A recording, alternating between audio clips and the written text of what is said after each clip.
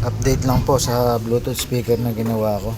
Meron lang ako naisip na baka magkasalubong yung 9 volts saka 5 volts na charger.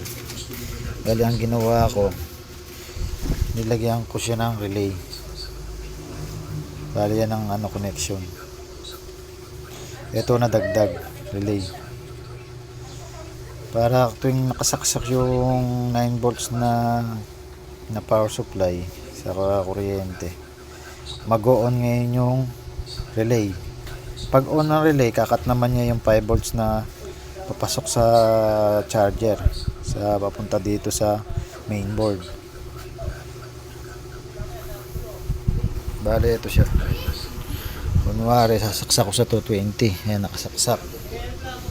Ngayon, habang nakasaksak, lagyan natin sa 220. Habang nakasaksak, saksak din natin yung yung charger. Bale ito, nakasaksak siya. Ngayon wala siyang nakalagay na charging indicator. Parehas naman nakasaksak yan. Mag-charge lang yan pagka nilipat ko sa battery, saka hinugot ko yung saksak ng 220. Kaya lang natin yun.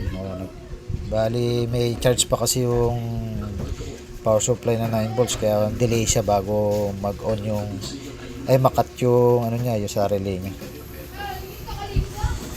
Mawawala yan pag sasaksak ko ulit. Ayan, sasaksak ko sa 220 yung Bluetooth na ginawa ko 9 volts. Ayan, nawala na siya. Wag, hindi sila magkakasalubong. Okay na. Bali kung paano ko ginawa, bali eto siya. Butin to, tapos yung pinaka positive niya iikot na lang na ganun, ilalagay sa taas. Gagawin ko, bali ito naiikot ko na siya, nailagay ko na siya sa ibabaw, tapos saka ko siya ibabalik para magkaroon na siya ng wire papunta ron, papunta sa positive na ihiwalay naman dito sa charger. Bali ito na, may wire na siya. Bali yung ginawa ko na to, ito yan,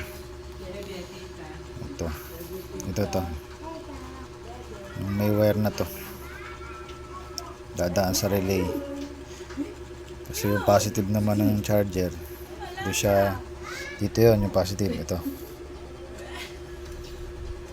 Okay na. Bali ito na, nakikabit ko na siya. Yung supply na lang sa 9 volts yung kailangan dito sa positive, sa relay.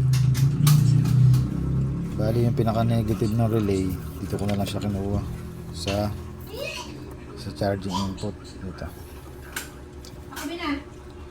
May pinaka mainboard, ito yun yung sa ilalim, pinaka battery input negative.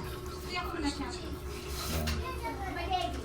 Ito na lang sa 9 volts. Dito tayo kukuha, ito sa 9 volts na power supply.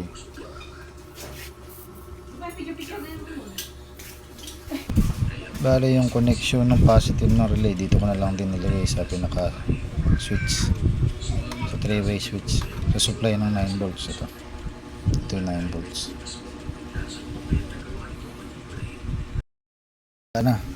Nakasaksak yung charger. Ayan, naka-indicate naman na pula, red indicate.